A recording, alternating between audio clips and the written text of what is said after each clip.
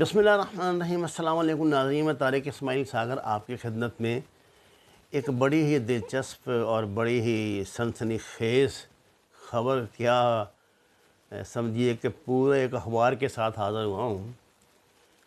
मैंने वीडियो डाली थी इनकी नुसरत, हमारे भाई नदीम नुसरत साहब की। नदीम नुसरत साहब का तल्लुक़ MQM से है, MQM के बागी ग्रुप से है।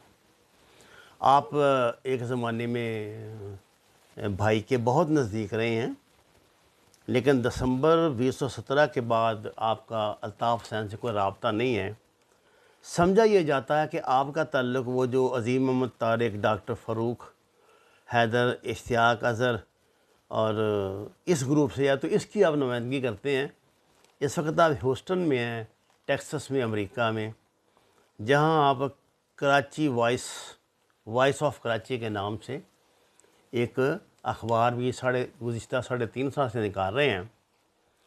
आप पर ये दूसरा कातलाना हमला था। पहला कातलाना हमला आप पे 2019 में हुआ था, जिसमें आपकी जान बच गई थी और आपको इस हमले के इल्ज़ाम में मेरीलैंड के जो चैप्टर था, इसका मेरीलैंड वाशिंगटन के पास है अमेरिका में, उस चैप्टर के जो MQM के इंचार्ज थे मिस्टर कैसर अली, उनको सज़ा हुई थी, जिन्होंने वासे जलील को और इनको मारने की धमकी दी थी और बाकायदा खुला के धमकी दी थी, क्योंकि उस ज़माने में तो वो अपने बाप की जागीर समझते थे ना। पूरी दुनिया को जो जी चाहे कहें, जो जिसको जी चाहे धमकी दें और कह के मारते थे। ऐसी बात नहीं है। ये अलग बात है कि कभी वो पकड़े नहीं गए या कुछ हुआ, लेकिन अब जब मकाफात अमल शुरू हुआ है तो बड़े बड़े जो हैं काबू आने शुरू हो गए हैं।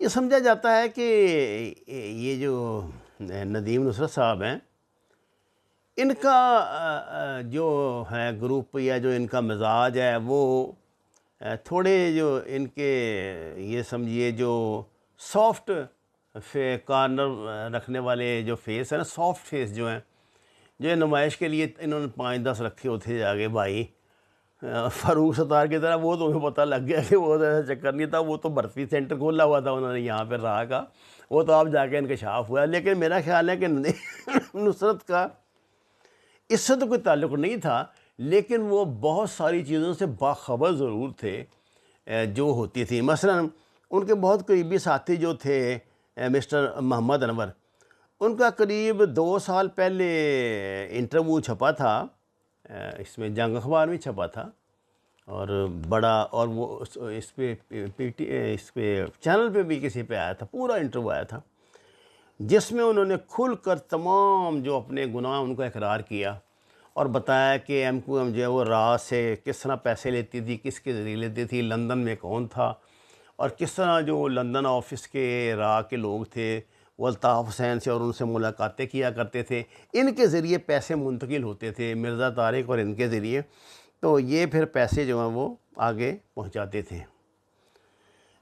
ये जो मिस्टर नदीम नुसरत हैं, ये शुरू से ही ना कुछ ये बिहारी ग्रुप आप समझे, इसको कह रहे हैं आप, ये उसकी नुमाइंदगी करते हैं।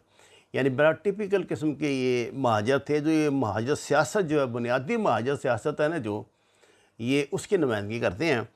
तो इनका लीडर जो थे वो अज़ीम अहमद तारक थे। एक इसमें कोई शक नहीं कि अज़ीम अहमद तारक MQM के सबसे बड़े लीडर थे, लेकिन अल्ताफ़ हुसैन का कमाल ये है कि ये कोई हिटलर की टाइप की नस्ल थी। इसने सारा कुछ अपनी ज़ात का मरकज़ बना दिया था। MQM का कोई भी कारकुन जो हलफ लेता था वो उसकी वफ़ादारी पे, अपनी पार्टी की वफ़ादारी पे नहीं लेता था, अल्ताफ़ हुसैन की वफ़ादारी पे हलफ लेता था कि मैं इसके लिए जान दूंगा, इसके लिए जीऊँगा, इसके लिए मरूँगा, जहन्नम में जाए बाकी सारा कुछ। मुझे ये भी याद है कि जब ये मेजर कलीम को इन्होंने इधर से लांडी में अगवा कर के तो फिर बड़ा जुल्म सितम उन पर किया था, बखर पता नहीं मार दिया था।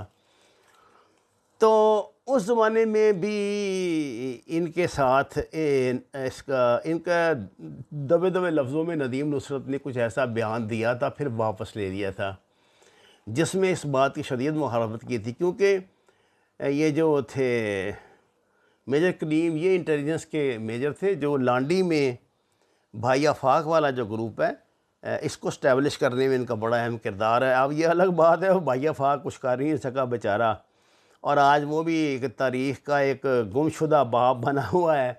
और इंटरव्यू आप उनसे ले लें, उनके पास यादाश्तें बहुत हैं और बड़ा फ़लसफ़ियाना गुफ्तगू भी फरमाते हैं। लेकिन वो ये जो अल्ताफ़ हुसैन था, इसके आगे किसी का दीवा नहीं जल सका MQM में, ये तो एक तयशुदा बात है। नाज़रीन किराम, जो भी उस ज़माने में ये 80s में, 90s में और 2000 में जुल्म सितम ढाए हैं अल्ताफ़ हुसैन ने, जो दरिंदगी की है, जो जिस तरह इन्होंने कराची को चीरा फाड़ा है, उस सब के ये लोग ऐनी शाहिद हैं। जब किसी पे बुरा वक्त आता है ना, किसी पार्टी पे, तो जब वो होता है ना, वो जो चूहे होते हैं ना, वो भागना शुरू कर देते हैं, वो समुंदर में छलांग लगाना शुरू कर देते हैं। तो उस ज़माने में ना ये जो शिकरे थे, आज किस्म वो गौरी और ये और एक दो लोग थे, ये खिसक गए थे वहाँ से। नदीम नुसरत वो बंदा है जो अल्ताफ़ हुसैन के साथ एक बंदा लंदन आया था, यानी ये सबसे पहले फ़रार होने वालों में शामिल हैं। उसके बाद इन्होंने यहाँ अपनी मंडियाँ तलाश की, अपने ठिकाने बनाए, अपनी जदातें घर बार बनाए।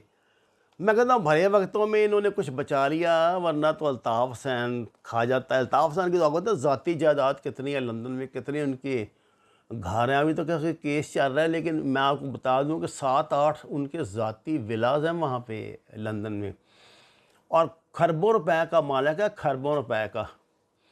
खुदा जाने कहाँ कहाँ पैसे उसने छुपाए हुए हैं, क्या क्या कितना पकड़ लिया है उन्होंने।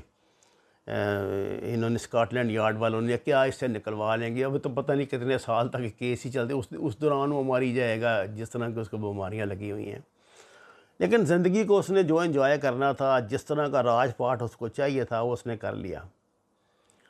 नाज़रीन, नदीम नुसरत का की एक खूबी है कि ये एंटी पाकिस्तान नहीं है, ये प्रो महाजर तो एंटी पाकिस्तानी है। अब यहाँ भी जो इन पे जो हमला परसों जुम्मेवार रोज़ भी हुआ है, उसमें ये बच गए हैं। हमने आपको खबर दी थी कि फ़ौत हो गए हैं, लेकिन नहीं, ये बच गए हैं उसमें, अल्लाह का शुक्र है। तो नदीम नुसरत का ताल्लुक़ जो है ना, वो आप समझें कि प्रो पाकिस्तानी ग्रुप से। अब मुझे नहीं पता कि इन्होंने ये प्ली खुद ली है या अपने आप को ये ऐसे एक्सपोज कर रहे हैं, अंदर से क्या है ये तो इंटेलिजेंस वाले जानते होंगे। लेकिन ये मैं जानता हूँ कि सिंधु देश जो मूवमेंट है, इसके ख़िलाफ़ इनका जो पर्चा है वॉइस ऑफ कराची, जो ये ह्यूस्टन से छपता है, वहाँ टेक्सास से, ये बहुत बड़ा एक सिंबॉलिक समझा जाता है। अभी जो बैरिया टाउन पर 6 जून को इन्होंने गुंडागर्दी की थी सिंधु देश वालों ने, उसके ख़िलाफ़ इस बंदे ने बड़ा भरपूर मुहिम चलाई और बड़ा काम किया, और ये बड़ा प्रो पाकिस्तानी बंदा है। इसके साथ लाखों जो लोग हैं वो राब्ते में हैं अब भी। इधर के भी ये जो कराची में बैठी हुई है ना कटी फटी जो है हम के जो छोटी छोटी टोलियाँ बैठी हैं, ये मेरा ख्याल है कि ये वाहिद ऐसी शख्सियत है कि कभी अगर ये पाकिस्तान आ गया तो इस वक्त जो नज़र आ रहे हैं लोग, उनमें जो एक दो नुमायाँ तरीन लोग होंगे, उनमें वन ऑफ देम जो है वो नदीम नुसरत भी होगा।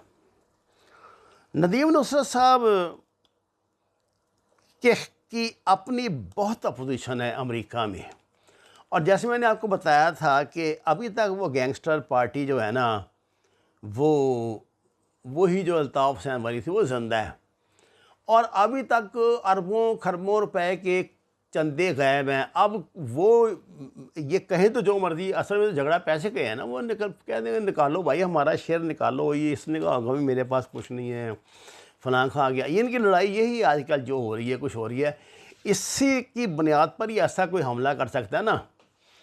अब जो तो MQM का एक ग्रुप हुआ है जो एंटी पाकिस्तान ग्रुप है, जो पाकिस्तान के ख़िलाफ़ उमूमन मज़ाहरे वगैरह करता रहता है, ये उसके एंटी, इसने वॉइस ऑफ कराची के नाम से अपना वहाँ सिलसिला शुरू किया हुआ है। मुझे नहीं पता इसकी वजह क्या है, लेकिन पाकिस्तान में अभी इनको आके तो खुल खुला के वो सियासत करने की इजाज़त नहीं मिली। जिस रोज़ मिल जाएगी उस रोज़ क्या बेहतरी आएगी ये मैं नहीं कह सकता। ये मैंने आपको एक वज़ाहती वीडियो बनाई है ये बताने के लिए कि नदीम नुसरत साहब ज़िंदा हैं।